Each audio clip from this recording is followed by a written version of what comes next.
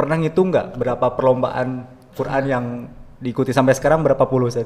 Ada sekitar 40-an. 40, Masya Allah, di usia 22 tahun udah mengikuti sekitar 40 perlombaan dan hampir semuanya juara. Dengan di nasional. Kalau di nasional ya alhamdulillah sejauh ini mah mulus. Alhamdulillah. Bahkan ana dengar antum kalau mau ikut perlombaan itu sampai bawa jimat, Sad, bener ya? Jimatnya kresek katanya. Ayo coba diceritain, Sad. Itu antum bawa jimat buat apa, Sad? Hati-hati, Sad. Ya, sengaja bawa kresek. Ya. Tapi kalau antum ana dengar yang lain, katanya nggak di murojaah lama pun masih nempel, Sad. Itu barangkali ada rahasianya gitu. Ya, karena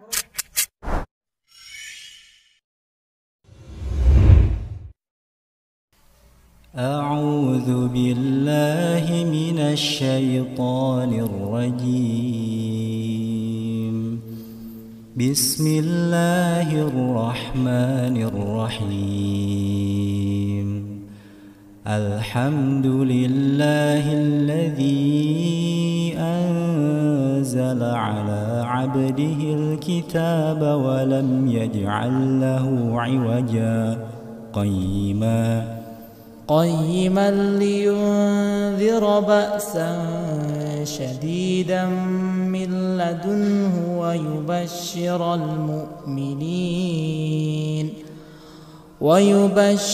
المؤمنين الذين يعملون الصالحات أن لهم أجرا حسنا ماكثين فيه أبدا وينذر الذين قالوا اتخذ الله ولدا ما لهم به من علم ولا لآبائهم كبرت كلمة تخرج من أفواههم إن يقولون إلا كذبا فلعلك باخع نفسك على آثارهم إن لم يؤمنوا بهذا الحديث أسفا إنا جعلنا ما على الأرض زينة لها لنبلوهم أيهم أحسن عملا وإنا لجاعلون ما عليها صعيدا جرزا أم حسبت أن أصحاب الكهف والرقيم كانوا من آياتنا عجبا إذ أوى الفتية إلى الكهف فقالوا ربنا آتنا من لدنك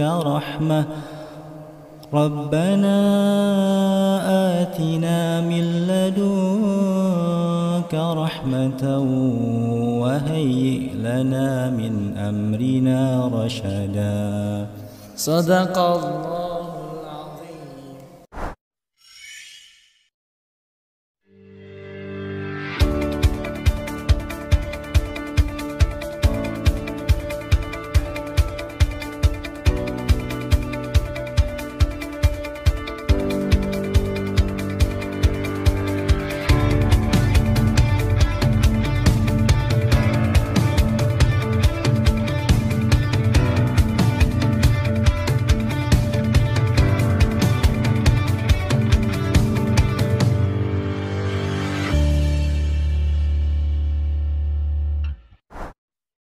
Bismillahirrahmanirrahim. One Table kali ini bersama Ustadz Ahmad Aji Nurfata Mubarak. Ustadz, terima kasih udah bersedia anak tanya-tanya sekarang. Oke, kita panggil beliau dengan Ustadz Aji karena beliau disebutnya oleh santri Ustadz Aji. Ustadz, jujur antum ini adalah sosok yang ana sangat iri sama antum, Ustadz. Di usia sekarang yang berapa, Ustadz? Udah tua saya udah 22 tahun. 22 itu masih muda, Ustadz. 22 tahun, dan yang buat ana iri itu antum dilihat dari pialanya, piagamnya, ana dengar dari cerita Udah mah mungkin 30 juz, sering ikutan lomba tafsir bahasa Arab sampai bahasa Inggris, Masya Allah. Yang pengen Ana tanya pertama, dari umur berapa saya mulai menghafal Quran sampai bisa di umur 22 tahun itu prestasi udah sebegitu, hampir gak itu, gak kehitung gitu. Alhamdulillah kalau untuk menghafal dulu saya mulai ketika kelas 1 SD. Kelas 1 SD Ustaz? Kelas 1 SD. Masya Allah. Kelas 1 SD kebetulan di sekolah ketika itu ada seorang guru yang menawarkan kepada saya mau nggak pesantren, tetapi pesantrennya tidak dekat di Kabupaten Sukabumi. Emang Ustaz asalnya di mana Ustaz? Jawa Timur. Jawa Timur, pesantren ke Sukabumi, iya. Usia kelas 1 SD. Kelas 1 Masya SD. Allah. Dan ketika itu sebenarnya saya sendiri kurang tahu apa itu pesantren. Kan tapi hanya saja katanya di sana enak gini kita bisa main. Diiming-imingi gitu. Diiming-imingi seperti itu. Akhirnya ada kemauan untuk pesantren. Iya. Dan disitulah saya mulai menghafal Al-Quran di pesantren di sebuah tempat di Sukabumi, namanya Al-Khairiyah, kelas 1 SD. Sukabumi, Masya Allah. Ketika itu mau naik kelas 2, jadi kelas 1 ke sana dan di sana langsung ujian ceritanya. Langsung ujian? Pertama masuk langsung ujian? Ujian ya, apa Ustaz? Ujian kenaikan kelas. Oh, jadi gitu. kita masuknya bukan di awal semester, tapi hampir di akhir semester. Karena ketika itu patokannya bukan awal akhir semester, akan tapi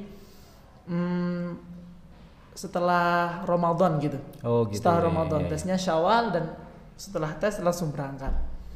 Di sana hampir setengah tahun lah itu kelas 1 dan kemudian langsung naik. Kelas 2? Tidak, langsung ke kelas 3. Oh, akselerasi gitu? Sebenarnya dibilang akselerasi juga enggak, akan tapi kebetulan ketika ujian nilainya rata-rata perfect. Sama aja Zat. Akselerasi juga Zat. Tapi cuma itu aja. Kelas 2-nya saja yang diloncat. Kemudian kelas 3, kelas 4, kelas 5, kelas 6 seperti biasa. Masya Allah. Terus Zat, kalau di kelas 1 SD atau kelas 2 SD itu ya, yang belum kebayang sama anak, motivasi untuk ngafalin Al-Quran itu gimana Zat? Waktu kecil udah bisa punya motivasi yang kuat gitu buat ngafalin Al-Quran? Sebenarnya kalau untuk motivasi itu datang yang pertama tentu dari keluarga. Ketika itu kebetulan ibu adalah pengajar di sebuah TPA, teman pendidikan Al-Quran buat anak-anak. Iya. Di kampung ibu setiap sore mengajar ngaji. Sebenarnya saya termasuk murid yang gak pernah ngaji karena yang ngajar ibu sendiri, jadi gitu. Nyantai gitu. Akan tapi karena mungkin sering nonton TV ketika itu acara televisi masih banyak edukasi ya tahun 2005, 2004, 2006 itu teh masih banyak edukasi dan pernah dengar seorang yang penghafal Al-Quran kalau ada anak yang bisa hafal Al-Quran insya Allah bisa mengangkat derajat orang tuanya baik di dunia maupun di akhirat. Bahkan ada sebuah pernyataan ketika itu saya dengar nanti bisa kasih mahkota emas buat ibu bapak. Masya itu Allah. yang memotivasi saya. Oh, itu saat kecil itu ya yang memang selebihnya ya iming-iming yang tadi itu. Iming yang tadi. Memang generasi kita ini termasuk yang masa kecilnya terselamatkan saja. Kalau sekarang tontonan anak-anak itu bukan hanya di TV pun udah gitulah. Ya. Apalagi sekarang di HP. Makanya alhamdulillah kita dulu terselamatkan. Ternyata motivasi Ustadz juga dulu salah satunya dari TV saja. Iya. Televisi zaman dahulu masih bernilai edukatif sangat ya. Edukatif. Kemudian selesai di umur berapa tahun itu? Atau menghafal berapa tahun sampai beres 30 juz? Menghafal sekitar 3 tahun setengah lah. 3 tahun setengah beres? Yang saya itu 3 tahun setengah. Kelas 1 selesai di kelas 6 semester awal. Usia sekitar 11 tahun. Berarti itu selama di pondok saja dan dari kelas 2 udah mondok sampai umur berapa tahun? Sampai sekarang? Sampai sekarang masih mondok. Jadi orang pondok. Orang pondok yang udah meninggal, yang udah merantau dari kampung sendiri untuk mondok sampai saat ini, Masya Allah. Dan mungkin awal-awal memang tantangan yang paling berat buat kita sebagai seorang anak itu memang kangen. Iya. Nggak betah dan lain sebagainya. Belum lagi kalau biasanya di pondok ada masalah sama temen, itu bawaannya pasti pengen pulang. Tetapi ada cita-cita yang harus diwujudkan. Kita udah sampai sini, masa sih mau putus di tengah jalan gitu loh. Jadinya kita harus selesaikan dulu sampai kita punya apa yang kita impikan. Waktu itu target selesai 30 juz dan mungkin bisa ngajar ke adik-adik kelas. Itu aja targetnya ketika itu. Tapi yang ana dengar antum pernah nggak betah sampai ngancam bunuh diri, bener tadi nggak? Sampai gimana? Katanya antum sampai pernah mau ngancem mau loncat dari lantai 2 dari lantai 3, bener nggak tadi? Pernah, itu yang ketika Kenapa itu, Sat? awal dulu nggak betah, karena nggak betah. Oh. Pertama kali pesantren itu saya yang pengen. Oh, iya. Tetapi ketika nyampe pesantren, ketika orang tua pulang, saya yang nangis karena ngerasa kalau nggak ada orang tua ternyata nggak enak. Iya. Ketika itu awal-awal 2 minggu pertama saya pesantren itu nggak mau ngaji, nggak mau ngomong, nangis aja. Iya. Ya seperti itulah, sampai ngancam-ngancam guru kalau nggak. Mau loncat gitu. Ya mau loncat pernah, sampai loncat pagar pernah. Loncat pagar kan, tapi nggak bisa naik, ternyata pagarnya terlalu tinggi. Nah itu jadi cerita. Iya. Iya, justru itu momen-momen yang unik saja. Iya. Dimana anak-anak sekarang ya mungkin ada yang ketika di pondok itu merasa tidak betah, tapi justru ini buktinya teman-teman. Ada yang dulunya nggak betah tapi fase itu dilewati dan sekarang jadi orang yang luar biasa seperti itu. Dan sekarang setelah dulu antum beres ngafalin Quran, antum katanya langsung lanjut ke terjemahnya saja, benar? Iya. Nggak langsung sih. Kita libur setahun dulu untuk murojaah. Murojaah secara intensif agar benar-benar kepegang hafalannya. Setelah setahun, berarti saya libur setahun itu kelas 6 semester 2 sama kelas 7 kelas 1 SMP semester 1. Jadi kelas 7 SMP semester 2-nya udah mulai ngapal terjemah. Ngapal terjemahnya. Beres dalam waktu berapa tahun satu? Atau berapa bulan kira-kira? Sebenarnya lebih cepat kalau terjemah itu. Tapi karena waktu SMP sering ikut lomba, mulai ikut lomba, jadinya sering nggak nambah. Tapi sekali nambah bisa 5 halaman. Karena mudah sebenarnya. Sering menghafal Al-Quran sebelumnya dan beberapa kali baca-baca terjemahnya. Akhirnya ketika harus menghafalkan terjemah bisa jadi lebih mudah lagi. Jadi seperti itu proses menghafal Al-Quran. Susahnya tuh di awal. Semakin ke bagian akhir semakin mudah. Juz amma susah biasanya. Juz 1, juz 2, juz 3 masih susah. Tapi kalau udah juz 15 itu insya Allah makin mudah. Iya, itu yang juga harus jadi pegangan kita semua saja karena terkadang santri-santri penghafal Quran itu shock di awal, dia merasa kok susah banget ngafal gitu. Ana juga dulu punya teman ketika di Mahan Tahfidz itu di awal dia susah banget, beberapa bulan pertama sampai dia itu ngerasa kayaknya saya nggak cocok jadi penghafal Quran, dia keluar kayak gitu. Ternyata memang itu fasenya saja yang harus dilewati, seperti ujiannya lah mungkinnya. Ujiannya itu yang saya tekankan buat anak-anak yang sekarang, yang saya didik sekarang itu. Kalau kalian pengen menghafal Al-Quran, ingat susahnya cuma di awal. Lewati dulu yang susah-susahnya ini, insya Allah nanti tinggal yang mudahnya. Iya, Masya Allah, Alhamdulillah sangat motivatif sekali, Ustaz. Makanya kita ingin terus menggali pengalaman antum untuk menjadi motivasi terutama untuk santri-santri di sini gitu, Ustaz.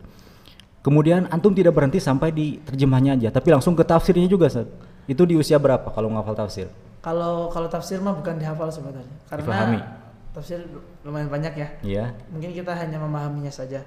Akan tapi untuk tafsir sendiri saya mulainya baru ketika SMA kelas 2, itu pun baru baca-baca sih sebenarnya. Iya. Baca-baca saja. Mulai dari tafsir apa itu, Ustaz? Dulu pertama kali belajar tafsir tuh Maroghi. Langsung ke Al-Maroghi. Al-Maroghi, Sofatul Bukan jalan lain dulu, bukan. Jalan lain terakhir. Al-Maroghi memang agak berat sih pembahasannya, kan tapi kalau kita sering baca terjemah, insya Allah gampang karena penafsiran itu sebenarnya pengembangan dari terjemah kan. Terjemah kalau kita sudah tahu terjemahnya, setidaknya hafal lah, itu untuk memahami tafsirnya insya Allah semakin mudah. Masya Allah. Jadi sejak SMA saja antum ngafalin tafsir atau memahami tafsir, karena Quran sama terjemahnya udah beres duluan, gitu. Masya Allah. Tapi kalau SMA kita di sana lebih itu ditekankan kepada pembimbingan terhadap anak-anak atau adik kelas yang baru menghafal. Oh gitu. Jadi saya SMA kelas 1 sampai kelas 3 ini membimbing hafalan anak-anak. Dan alhamdulillah selama 3 tahun itu 2 anak yang khatam saya. 30 juz selesai. Yang antum jadi musyrifnya gitu saja. Iya. Alhamdulillah. Terus antum berarti dari sejak SMP saja udah sering ikut lomba? Ya itu pertama kali ikut lomba ketika SMP, masuk SMP kelas 1. MTQ, lomba apa dulu seperti sebelum MTQ saya belum, nggak langsung ke MTQ saya dulu. Langsung. Pertama kali ikut Olimpiade Sains. Sains. Oh, jadi bukan di tahfidz tapi di sains. Oh, kenapa bisa? Karena suka saja Dulu sama suka. sains. Oh, jadi gitu Suka ya. sama sains, kemudian ada peluang dari sekolah, silahkan ikut. Ternyata alhamdulillah ikut di kecamatan dapat, di kabupaten dapat, di provinsi masuk 3 besar. Masya Allah, alhamdulillah, alamin. MTQ itu baru tahun 2013 ketika itu, 13 ya. Ketika saya sudah kelas 2 SMP. Kelas 2. Kelas 2 SMP. Sampai sekarang udah nggak kehitung kali saja. Pernah ngitung nggak berapa perlombaan Quran yang diikuti sampai sekarang, berapa puluh Ustaz? Ada sekitar 40-an. 40, Masya Allah, di usia 22 tahun udah mengikuti sekitar 40 perlombaan dan hampir semuanya juara. Memang semuanya saja. Ada beberapa yang tidak juara. Oh gitu. Pernah gagal juga saya. Beberapa kali gagal. Kalau nasionalnya mungkin yang sukses 4. Ini satunya lagi gagal. Yang nasionalnya ikut 5 kali, 4 kali dapat, sekali kalah. Kalau provinsi kabupaten ya, kalau kabupaten mah sering-sering dapat, tapi kalau provinsi ini yang sering gagal di saya. Karena saingannya udah mulai berat-berat saja. Iya, sebenarnya di nasional sama di provinsi itu beratan di provinsi loh. Oh gitu?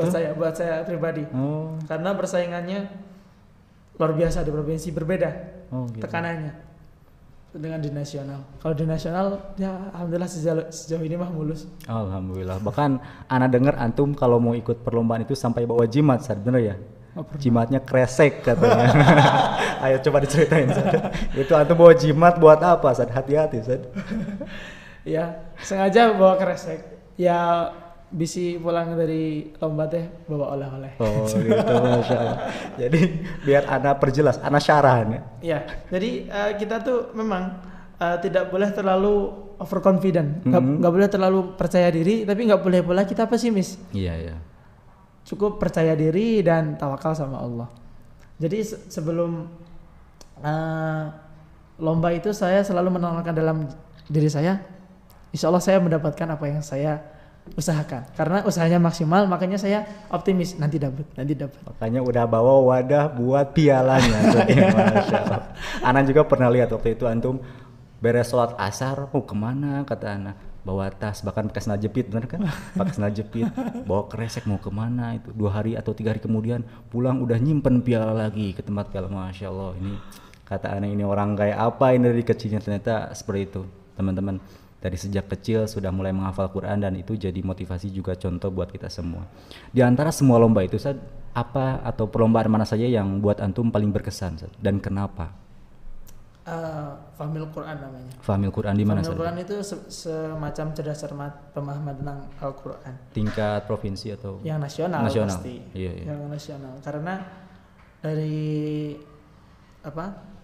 perlombaan ini, Fahmil Quran ini yang nasional, ya sangat berkesan. Kita bisa kemana-mana gitu. Jadi kita bisa tahu kultur orang lain. Terus kita bisa punya pengalaman, punya prestasi dan alhamdulillah dari situ juga saya punya kesempatan untuk mengunjungi Baitullah. Masya Allah, alhamdulillah. Berarti umroh ya udah pernah. Ya, tinggal haji ya, bentar lagi insya Allah. Insya Allah. Sekarang tapi belum menikah saja. Belum. Alhamdulillah. Teman-teman yang ahwat, alhamdulillah beliau ternyata masih buka lowongan buat teman murojaah saja. Insya Allah nanti bentar lagi insya Allah. Oh bentar lagi, aduh ternyata lowongannya sudah. Doanya saja. Kita doakan semoga semuanya lancar sampai ke surga lah, bukan sampai hari H. Kalau sampai hari H bagaimana nanti ke depan? Di doanya sampai ke jannah insya Allah. Kemudian saat yang pastinya ingin Ana tanyakan itu yang akan sangat penting untuk kita semua, rahasia untuk menguatkan hafalan bagi antum itu saat apa saja? Kalau untuk rahasia menguatkan hafalan sebenarnya mah semua orang juga sudah tahu, tinggal mereka mau istiqomah apa enggak gitu. Dalam murojaah saja. Ya, hanya saja hanya murojaah saja, rajin murojaah. Dan jangan pernah merasa diri kita itu udah lancar. Meskipun kita ketika sektoran memang lancar. Tapi jangan pernah merasa hafalan kita itu udah bagus gitu. Karena pada hakikatnya yang kita pahami, yang kita pelajari dan yang ditanamkan oleh guru-guru kita kepada kita itu bahwasanya murojaah itu bagi seorang penghafal Quran itu suatu hal yang wajib. Berbeda dengan menambah hafalan. Kalau menambah hafalan itu adalah sunnah buat kita. Jadi apa gunanya hafalan banyak tapi lupa-lupa gitu. Kalau di pesantren saya lah ya. Maka kita memahami bahwasanya menjaga hafalan adalah suatu hal yang wajib dan menambah hafalan adalah suatu hal yang sunnah. Tapi dua-duanya juga penting karena yang sunnah pun juga baik gitu. Maka bagaimana caranya kita bisa dapat dua-duanya? Iya. Selain murojaah, karena ana dengar antum ini berbeda dari yang lain. Kalau yang lain ya seperti biasa lah, tidak di murojaah lama, memang luntur-luntur. Tapi kalau antum ana dengar dari yang lain, katanya nggak di murojaah lama pun masih nempel, Ustaz. Itu barangkali ada rahasianya gitu.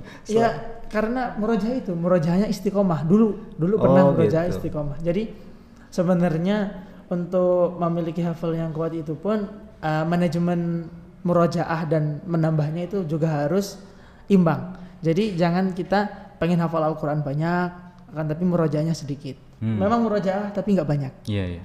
Lebih banyak di mungkin menghafal. Dan itu sebenarnya salah. Karena apa? Yang harus kita banyakkan adalah murojaahnya. Di pesantren kita bisa mengaji sehari itu 8 jam. Untuk murojaahnya kita sekitar 6 sampai 7 jam. Dan 1 jamnya cukuplah untuk menambah 1 halaman. Oh gitu, Ustaz. Sebenarnya seperti itu. Tapi kan terkadang di banyak tempat dan banyak anak pula yang ketika menghafal, saya umpamanya dalam 1 hari punya 5 jam, menghafalnya 3 jam, murojaahnya 2 jam, itu masih kurang. Iya. Oh seperti itu. Jadi kuncinya di istiqomah, karena memang kalau kita sudah terbiasa melakukan satu ibadah, ketika kita tidak bisa melakukannya, Allah masih tetap kasih pahalanya sebenarnya. Ya, soalnya Anda pernah dengar juga, antum pernah sampai kritis karena demam berdarah katanya saja. Demam berdarah dan antum nggak bisa murojaah selama berapa bulan saat itu? Ya mungkin ada sebulan lah. Sebulan. Tapi beres itu langsung ikut lomba lagi, bener Ustaz? Ya kurang lebih seperti itu. Dan menang. Juara 3 sih. Juara 3 itu masih luar biasa. Soalnya habis beres dari rumah sakit, jadi antum persiapannya di rumah sakit sambil berbaring itu. Ternyata memang rahasianya istiqomah ketika memang bisa gitu. Jadi Allah mudahkan ketika kita memang dalam kondisi tidak bisa. Ada kan pernyataan khairul a'mal madalla wa in qalla ya. Sebaik-baik pekerjaan adalah yang dikerjakan secara terus-menerus meskipun pekerjaan itu suatu hal yang kecil gitu. Iya. Jadi kan nanti kalau di hari kiamat kan Allah kasih surga pintu, pokoknya ar-rayyan kan buat orang yang berpuasa. Maksudnya dia spesial di dalam satu bidang. Dia rajin mengerjakan puasa gitu.